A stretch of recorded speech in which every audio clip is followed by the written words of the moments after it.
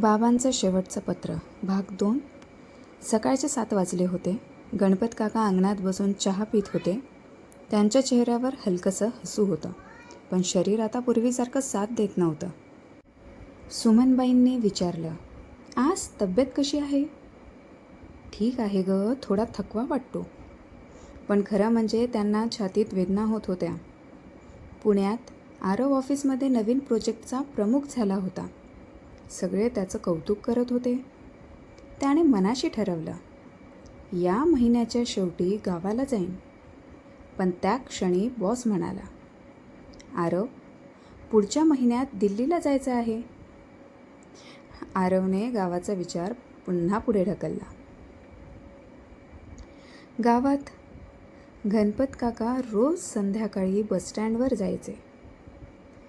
लोक विचारायचे, काका, कुणाची वाट बघतायत? ते हसून म्हणायचे, असंच हवा खायला आलो. पण खरं कारण फक्त त्यांनाच माहीत होतं. त्यांना वाटायचं, कदाचित आज अचानक आरव येईल. एक दिवस शेजारचा छोटा मुलगा चिंटू धावत आला, काका, माझे बाबा शहरातून आले. त्यांनी माझ्यासाठी सायकल आणली. गणपत काकांनी त्याच्या डोक्यावर हात ठेवला, पण त्यांच्या डोळ्यात पाणी आलं. त्यांना त्या क्षणी आठवलं, लहानपणी आरवनेही अशीच सायकल मागितली होती. त्यावेळी घरात पैसे नव्हते. गणपत काकांनी 3 महिने अतिरिक्त मजुरी केली आणि दिवाळीत आरवसाठी लाल रंगाची सायकल आणली. सायकल पाहून आरव आनंदाने बाबांच्या गळ्यात पडला होता. बाबा, तुम्ही जगातले सगळ्यात चांगले बाबा आहात. हे शब्द आजही गणपत काकांच्या कानात घुमत होते. त्या रात्री सुमनबाई म्हणाल्या, आरवला सांगूया की नाही, तब्येत बरी नाही आहे? गणपत काका हळूच म्हणाले, नको ग, त्याने खूप कष्ट करून हे यश मिळवलं आहे.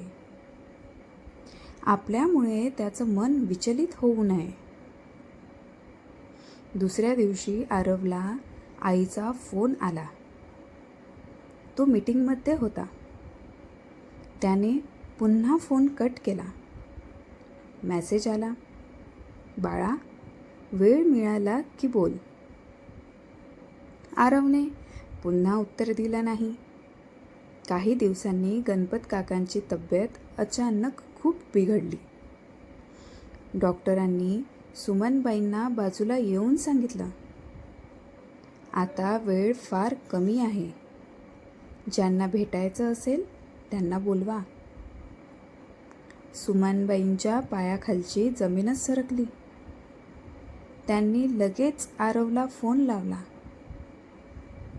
फोन लागला नाही. पुन्हा केला तरी नाही.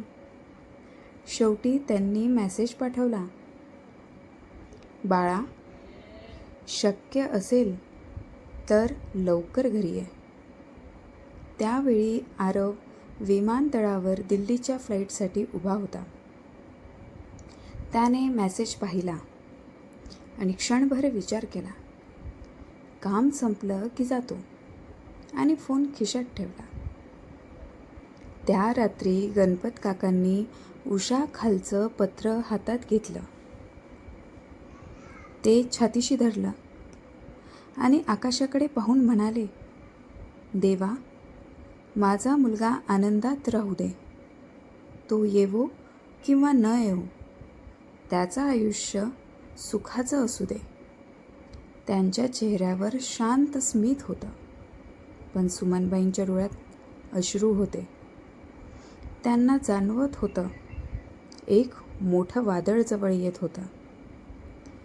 पुढील कथा आपण भाग 3 मध्ये बघूया.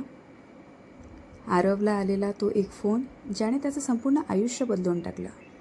मित्रांनो, जर कथा आवडली तर कथेला लाईक आणि चॅनलला सबस्क्राईब करायला विसरू नका. धन्यवाद.